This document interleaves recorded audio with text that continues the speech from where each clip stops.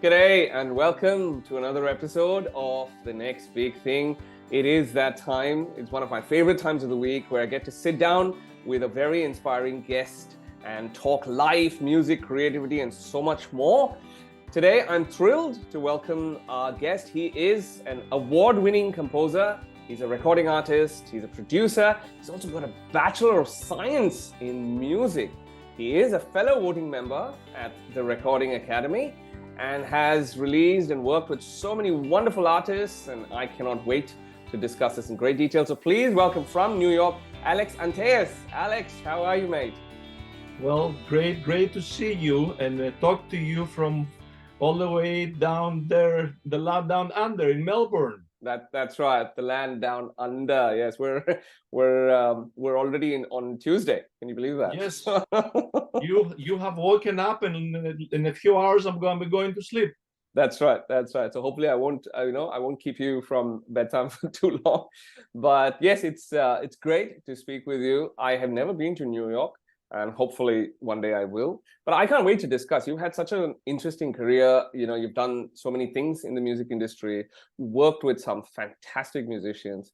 So I can't wait to get into it. But as you know, we have a tradition on this show, on The Next Big Thing.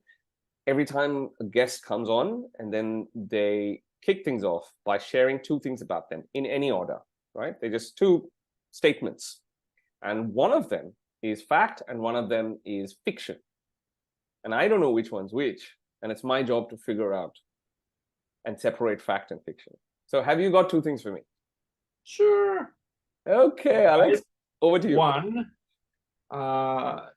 in addition to being a music producer and a restaurateur, owning clubs and restaurants, I have also been a professional motorcycle racer.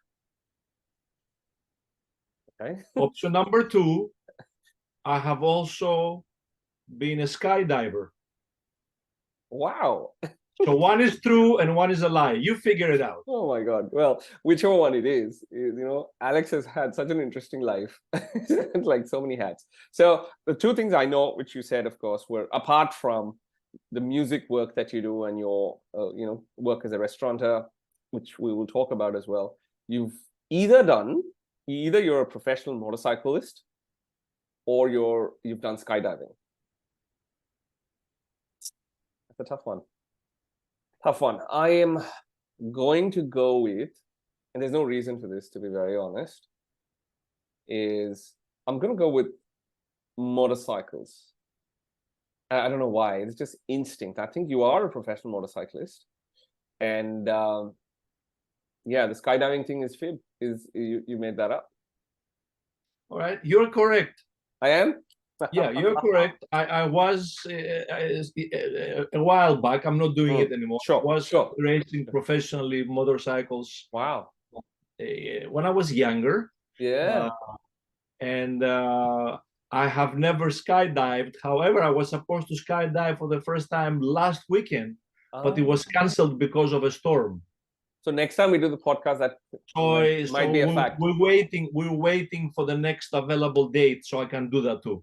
Very cool. Well, tell me about it once it's done, and then that can become the fact. Fantastic. Motorcycling. So how did that come about? Was that before music or along with music?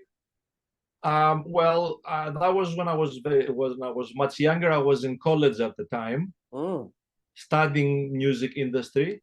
And that was my little excitement. I've always liked racing motorcycles, as a young man. And I tried it professionally, and I got a sponsorship. Eventually, I messed up my hip. I broke my hip, and cracked my pelvis, and that was the end of my professional career. But at least I did it. Wow, I was going to ask, saying, it's a risky sport, and how did you manage to not injure yourself in a way that it didn't affect your music? But you did injure yourself. But did it affect your music, the injury? No.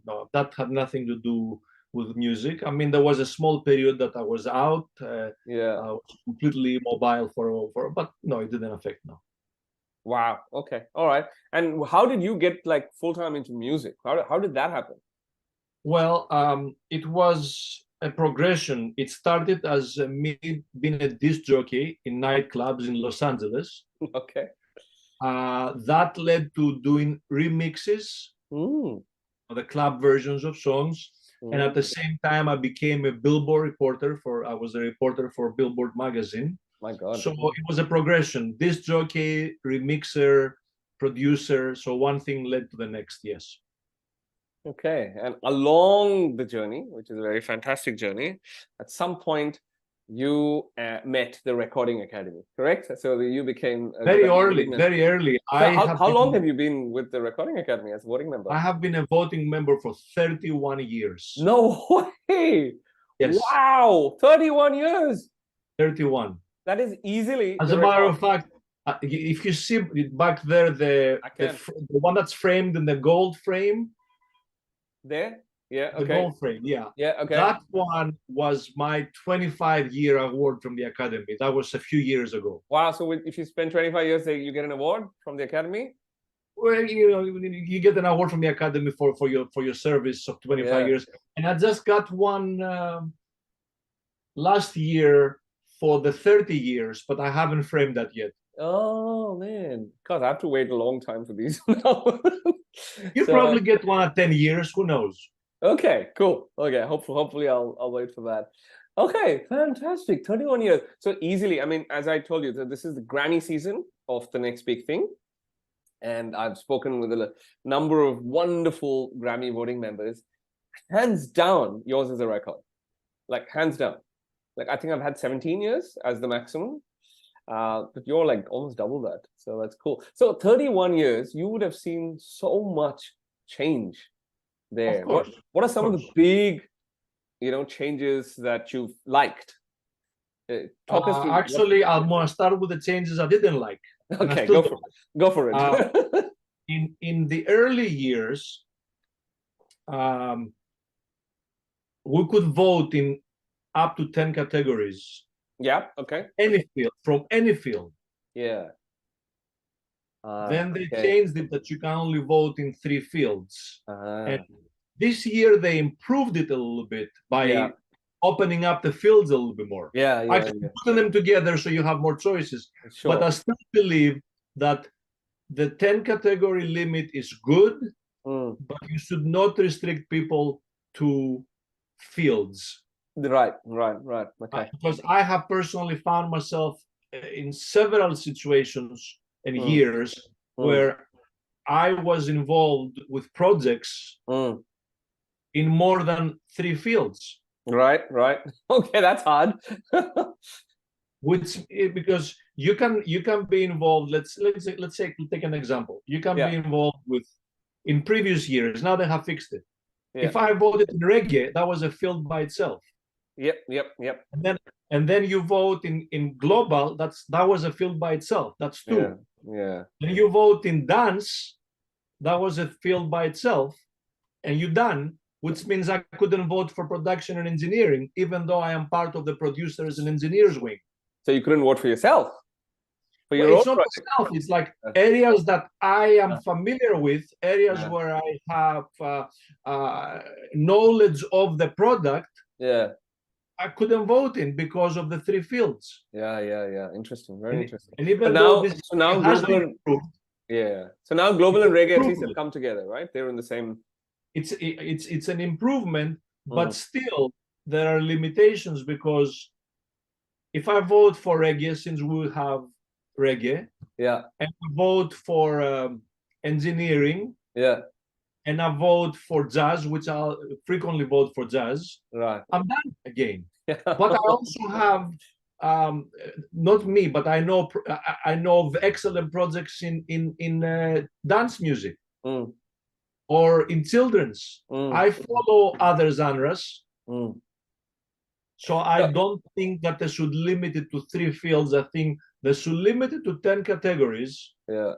Across. And open the field. Yes. Across as many fields as necessary. Exactly. So that's very interesting, because I mean, obviously it's my first time. I'm only 3 months in the Academy compared to your 31 years. Which chapter they put you in, since you're in LA. LA, yeah. Yeah, I think that's the default, or I'm not sure, but I'm in That LA. must be the default. If you're on that part of the world, like Yeah. Asia or Australia, Yeah. you end up in LA. And if you are LA. from Europe, you end up in New York, something like that. It's all right. I And see. if you're from South America, you end up in Miami. Right. It appears to be the case, yeah. Something like that, yes. So that was interesting because it came along whilst I was quietly hopeful that I would get it. I didn't, I was busy with so many other things. So it came very unexpectedly, but very, it was very welcome. And in that time, I realized that there aren't many of us here in Melbourne. So there's the wonderful Madi Das, who's, you know, twice nominated. He has a wonderful project too. Yes, he does. I really like it. And so we caught up for lunch. And we were like, how many others are here? Like, not many, you know. And so we're like, wow, okay. But it's good, at least then I wrote to the Academy saying, how can I be experience some collegiality? You know, how can I feel the camaraderie? And they so encouraged me to reach out and things like that, which I have been doing. And you know, things like this podcast gives me a great platform to meet great people like yourself. So no, thank you. I've enjoyed my time in the Academy, and I hope to attend the events. And I'm guessing in your 31 years you've attended, surely? Many times. Many times. Okay. Can I put you on the spot and ask you to nominate a couple of great memories from the times you've been at the awards, either personal or somebody else's accomplishments? Boy, there's so much. So many. So much. Well, my favorite awards were actually a few years back that they had them in New York. Oh yeah. Oh yes. Yes. Because I didn't have to travel. There you go. I live. They had them at Madison Square Garden, where Nice. The Knicks play basketball and a lot of concerts take place. That's in the middle of Manhattan. Yeah. So, and I live literally 10 minutes from there. So yeah. That was my favorite Grammys because I didn't have to get on a plane. I didn't have to spend money for a hotel. Yeah. I didn't have to rent a car. I just got in a taxi and went down there. So I miss that. I wish they would do them more often, but it's logistically it's very difficult for them. Yeah. Okay. The entire team, as far as the awards, is based in Los Angeles. Right. So they have to move the entire team and house them in New York for 2 weeks prior to the awards. Wow. So it was extremely expensive and it was a logistical nightmare. Sure. But I think last year they did Vegas. Is that right? Or before last? The what? Either last year or before last year they did Vegas. Yeah, that was the year that things were off because of COVID. And they were late. I think they were done in April or something. I can't even remember. They did it in Vegas for some reason. Yeah. I don't think that was a normal thing for them. It was a kind of a last-minute decision. Let's do something. Okay. So the New York awards were one good memory for you. What any other experience? It was a good memory. Yes, it was a good memory because I got to enjoy time with some fellow voting members. I think that was the year that Damian Marley got the reggae Grammy. Oh, nice. That's Julian's brother. Right. Okay. Yeah. Nice. Nice. Okay. And you're working with Julian this year. You know, Julian's got a couple. We did an album together, which I enjoyed very much.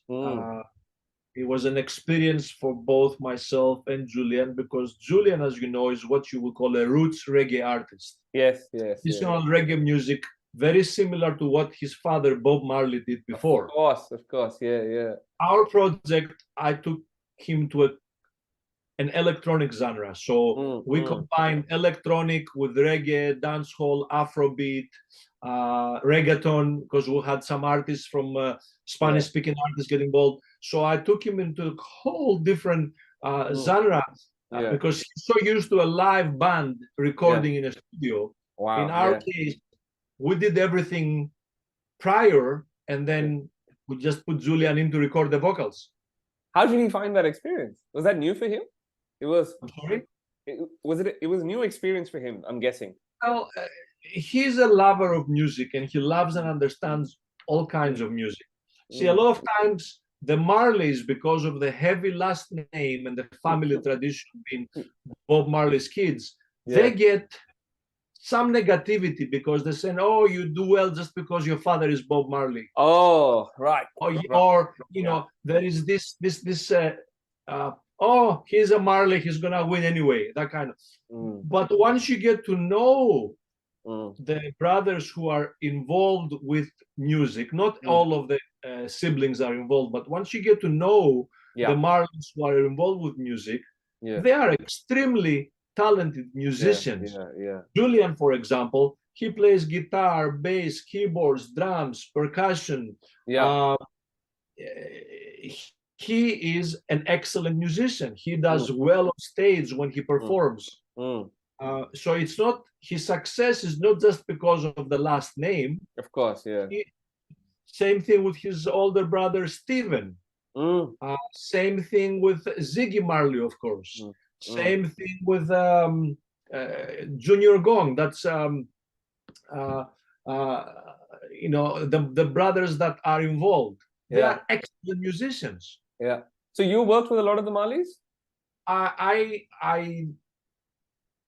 have worked with Julian. But I know a lot of the other family, and I'm close to some of the other members. Yes. Fantastic, fantastic. And no, so I must say, I drove to Canberra, which is the capital city of Australia, and it's a 7-hour drive. And I thought, you know, that's a great way to listen to a lot of the submissions.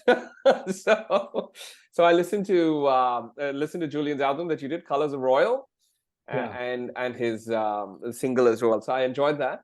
And I believe there's another one, Marceli, is that right? Marceli. Marceli is a very interesting case. She's Jamaican also. Okay. The style of music we do with her is more on the global electronic, because we are combining elements of Jamaican dancehall, some Dominican dembo, we have some Cuban rhythms in there, but still an electronic dance vibe. What's interesting about Marceli, she's a new artist. What's interesting about her is she's a queer artist. She's part of the LGBTQ movement. And the LGBTQ community in Jamaica is very oppressed. Okay, right. Okay. That's because of the culture. What you have there is, it is not accepted by a large part of the population not to be straight, to the point of, especially for males, of violence. I mean, most gay males in Jamaica do not openly exhibit their preferences. Right. Okay. You would not see two guys holding hands walking into a restaurant. Okay. They might walk into a restaurant and appear to be two friends. But you won't see them holding hands. There was angst that came through the song, I thought, and I quite enjoyed that. People are loving the song, and we are hoping that we're gonna bring attention to the issue, so she can become the voice of the Jamaican LGBTQ movement to the world, and that's our goal. And that's her passion, is to let the world know about what's going on in Jamaica and hopefully change things. So that's something I've really enjoyed in these last 3 months is, you know, I'm exposed to a certain genre, if you may, a certain style of music. So I grew up in India, so I listened to a lot of Indian popular music, you know, film music, popular music, and that's what I ended up singing because it came quite easily to me. So I, you know, in my stage shows and things like that, that's the kind of music I consumed and produced. But then suddenly in the last 3 months, I've heard so many different types of music and discovered so many wonderful artists. I mean, they're great, but I discovered them for the first time. And I go, wow, this also exists? So I think it's been extraordinary for me from that perspective. Good, great stuff. Good on you to, you know, back these projects, to be involved in these projects. You know, you worked with so many of them, and hopefully there's lots of awards and plaques and, you know, things for all of you. So that's great work. And okay, now I read is that, I don't know if this is, well, you obviously worked with a lot of wonderful artists like the Rolling Stones, the Boys, Lonnie Gordon, and so on. You know, I want to know about your experience working with some of these big names, but I also saw you worked with Nusrat Fateh Ali Khan. What we did with, he was in Greece a very long time ago. Yeah. There was some recording done. Yeah. And we ended up doing a remix, Uh-huh. like a club version. Wow. Which I don't have anymore. We have lost those tapes. Oh. When I was away from Greece, I was in Greece, when I had a studio in Greece, Right. there was a flood. Yeah. And that was recorded on a 2-inch analog tape. Wow. And those recordings, along with other ones, were lost in flood, and we were never able to fix those tapes. They got destroyed. Yeah. And it was at the time that, and we don't know what happened to the backup drives, which were also in the same storage, which had the sequences. Right. Because it was a combination of Nusrat with some electronic stuff. Whoa. So unfortunately, I have no record of that anymore. Oh, that's so sad. And then, of course, he passed away too early. And but I've always had a passion for ethnic music. Yeah, yeah. For world music. You know, the Academy is now calling it global. Global, yes. We learned it to be ethnic music. World music. And in the past, I have produced albums for myself, which were very ethnic oriented. Interesting, very interesting. Mainly so do you play any instruments, Alexx? I play keyboards. Yeah. When I was very young, I studied classical guitar, but I haven't played classical guitar in maybe 30 years. Yeah. So in one of my albums, I used dulcimer, which is very similar to qanun. It's very similar to the zither family that you find in a lot of Asian and Middle Eastern cultures. What I did is I would sample the sounds in my sampler, and then I would play them on the keyboard. Nice. Oh, fantastic. And this fascination for electronic, you know, combining reggae with electronic stuff. Well, my background was as a disc jockey. Oh, that's right, of course. I played in clubs. I was voted the best club disc jockey in Los Angeles back in the 90s. They still play, or is that a thing of the distant past? No, I was a disc jockey when we used vinyl records and up to CDs time. Wow, okay.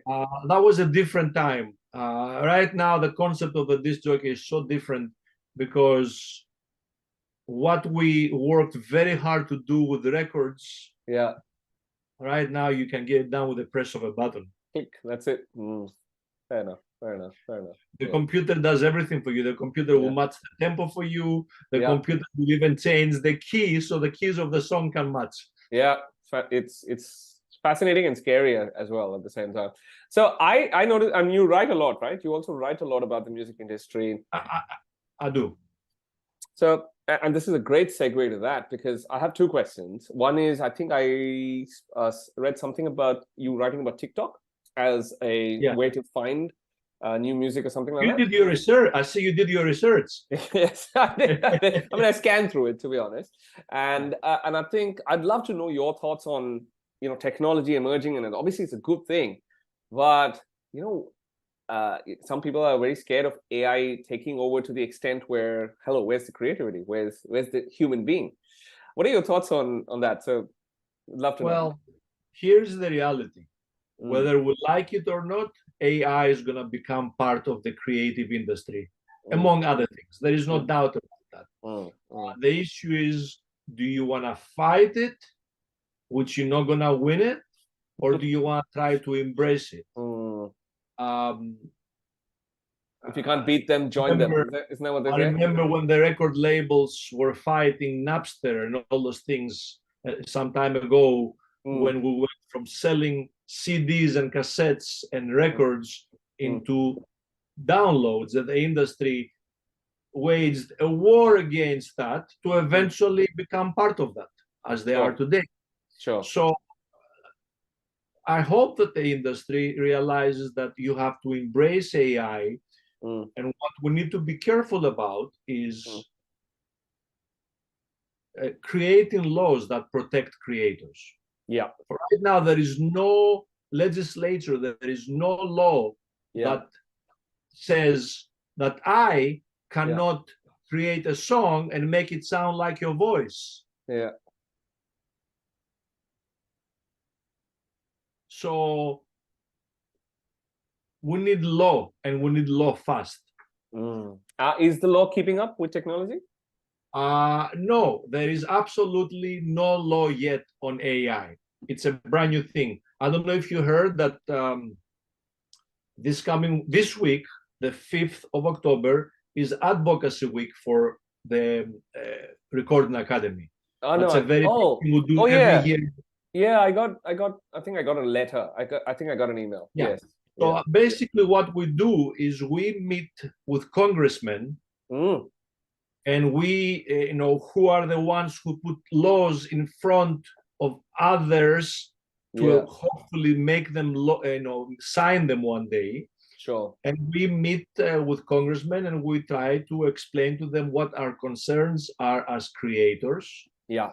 And I am the leader of my team meeting with a congressman this Thursday. And one of the issues we're going to be discussing is AI, that we need to start looking into this immediately, because legislature needs to happen.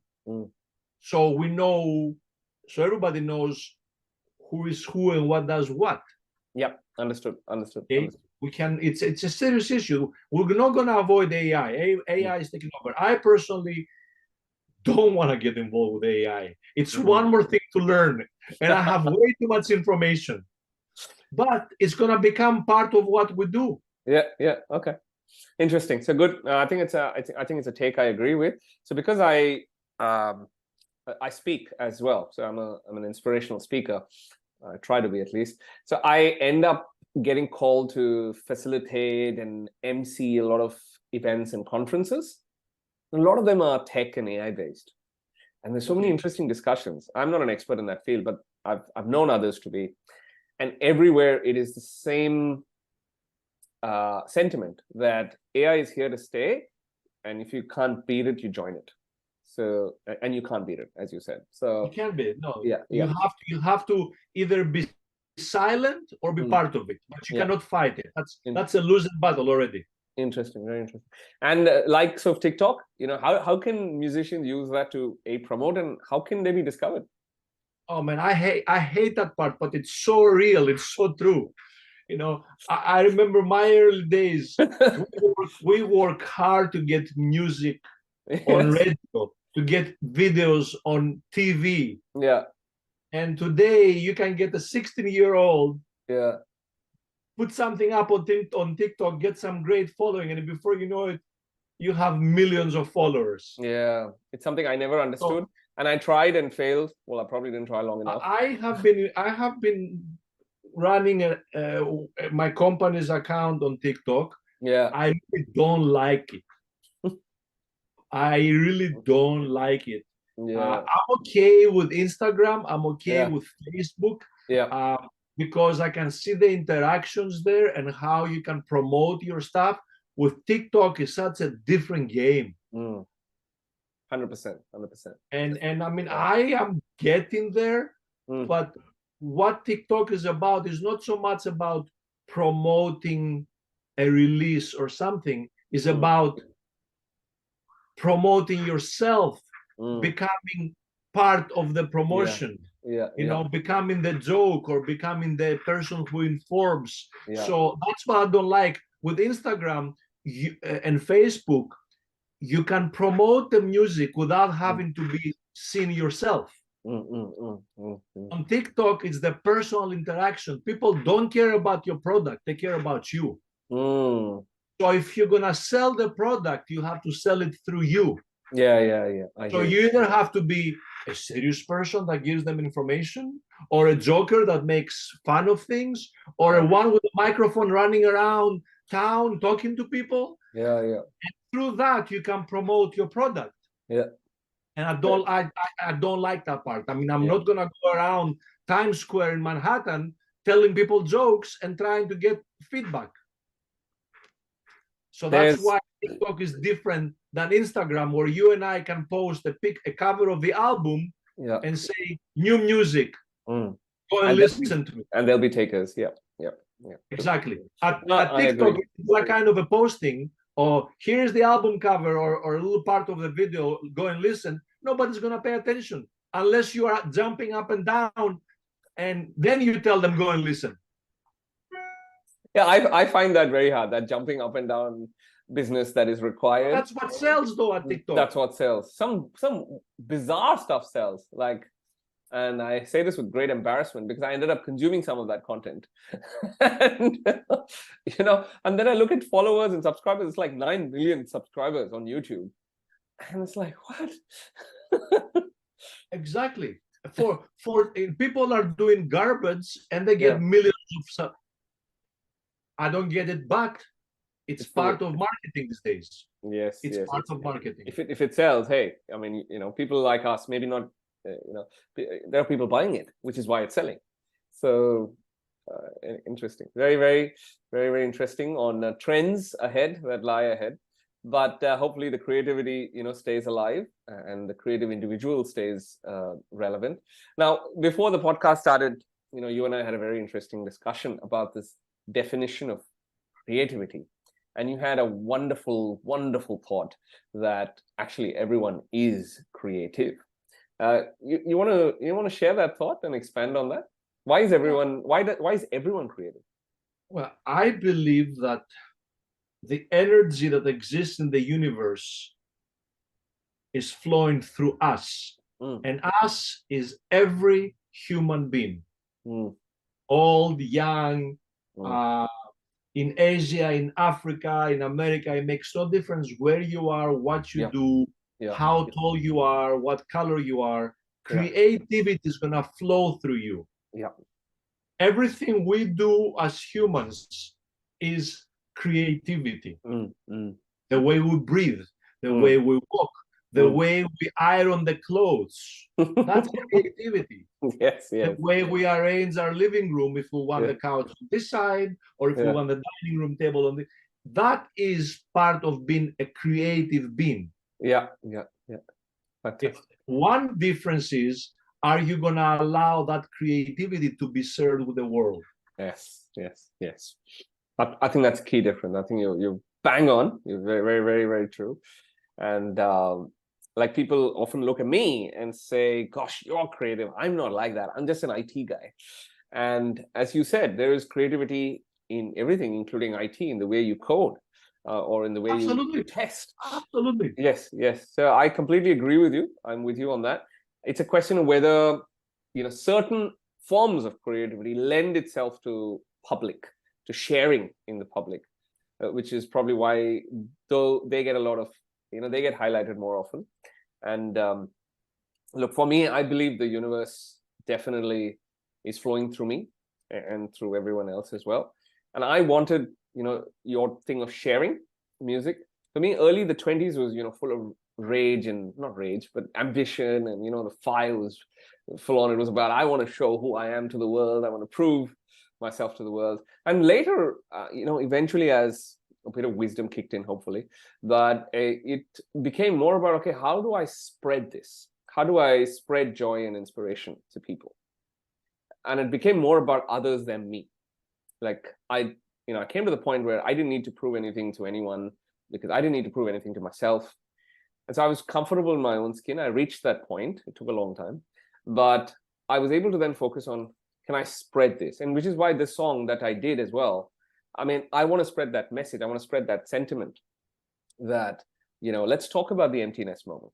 Let's talk about when mothers reach that stage. And because even they don't talk about it. My mother and I are close, but we didn't talk about it. It took my father to, you know, get on the phone with me and saying, she's struggling, by the way, just letting you know, but she will not tell you. So, which is why I wanted to share it. So coming back to your point of, can we share it with the world and benefit more people? And I think certain art forms lend itself to that. And those in that field should do their best to to make it reach more people from a greater good perspective, not from, hey, look, I sold 1 million copies. I think that's just self-serving. Well, nobody should make music to sell 1 million copies. You should make music because this is what you want to get out. Once it's out, if it sells 1 million copies, that's fine. If it becomes a #1 record and gets a Grammy, that's fine. If it doesn't, I don't think any of us should be concerned with the outcome, even though we are, because we are humans, we're not perfect. Even though but in reality, creating something should only be about the joy of creating it and allowing the world to have it. Yeah, absolutely. And I think what, what comes after that is icing on the cake. Yes, I agree. So in a lot of my talks, we talk about the process and the outcome, and we spend 98-99% of the time in the process, and there's only 1% that is actually the outcome. And if we spend 99% of our time worrying about the outcome, that's, rather wouldn't you spend 99% of the time enjoying it, enjoying the process? So I've done a lot of work, and I'm a student of ancient Indian wisdom. And there's a lot of talk about that, about, focusing on the moment. Mindfulness is actually from there, to be very honest. Focusing on the process, in the moment, enjoying the journey, rather than being obsessed about the destination. So I subscribe to that thought as well. And over the years, I've tried, and it takes a lot of work to offer the outcome to a greater cause, rather than consume it. It's to offer the outcome. So yeah, interesting, very interesting. All right, look, I'd love to talk to you about so many things. I think we think alike on quite a few things, and common interests. But from a podcast perspective, I think it leaves us time for one last question. Last question, and it is the question. It's the question that defines this whole podcast. As I told you, it's called The Next Big Thing. The idea is to inspire listeners to express themselves creatively rather than suppress themselves. That's the idea. And we always ask the guest this, and I always get different answers. It's fascinating. But according to you, Alex, what is the one must-have or one non-negotiable? And I'm happy for you to give me more than one, but at least one. Must-have or non-negotiable to become the next big thing in any field. The only thing that one must have is an open mind to the possibilities instead of worrying that you are not good enough. I have a very good friend, which I'm sure you've heard of him. His name is Usain Bolt. He's your good friend? He's my good friend, yes. Wow. So, and Usain says, huge fan. Yeah, Usain says, I think no limits. Yeah, nice. So keep an open mind and believe in your capabilities instead of allowing society and others to tell you that there are limits. Yeah, love it. I love it. Thank you so much. You actually don't know how much I love this, because I don't know if you can see this, but can you see at the top of the frame, you can see some quotes. Can you see that behind me? I can see a little bit of it. You can't read it. Yeah, but you can. So that's actually spread across my entire room, with quotes by mentors and and people that I've really enjoyed learning from. So the one right here, I'm going to read that to you. Okay, is yes, I can make anything happen. Don't assume where the limit is. Ask how far can I go, and be amazed by the possibilities. Absolutely. So it resonated. It's right here. It's basically what you say. You said, I think no limits. Yeah, no limits. Yeah, love it. So you just keep on. Basically, when you wake up in the morning, you give it the best you can give it, and that's all that matters. Do the best you can. Yes. And don't worry about anything else. Just do the best you can. Yes, very true. And I have a certain routine every morning before I step off the bed, and I remind myself of the purpose, of my affirmations, positive affirmation. Then I get ready for the day. And I tell my coaching clients, actually, when I speak, that I don't know about the exact number, but I tell them this. I read this on a LinkedIn post that 150,000 people will not wake up tomorrow. But you might be one of those 150,000, but let's just take it that every day is an opportunity. So make the most of it. Every day, consider yourself blessed that you were not one of those 150,000 people. 100%. And when I said that stat, I'm telling you, the whole room just went, whoa. But great. Wow. I have enjoyed speaking to you. Excellent. Alex, this was a lot of fun. Thank you very much. Thank you. Hopefully stick around for a couple of minutes. We'll have a quick offline chat. But thank you for joining the next big thing. Thank you. Have a wonderful one.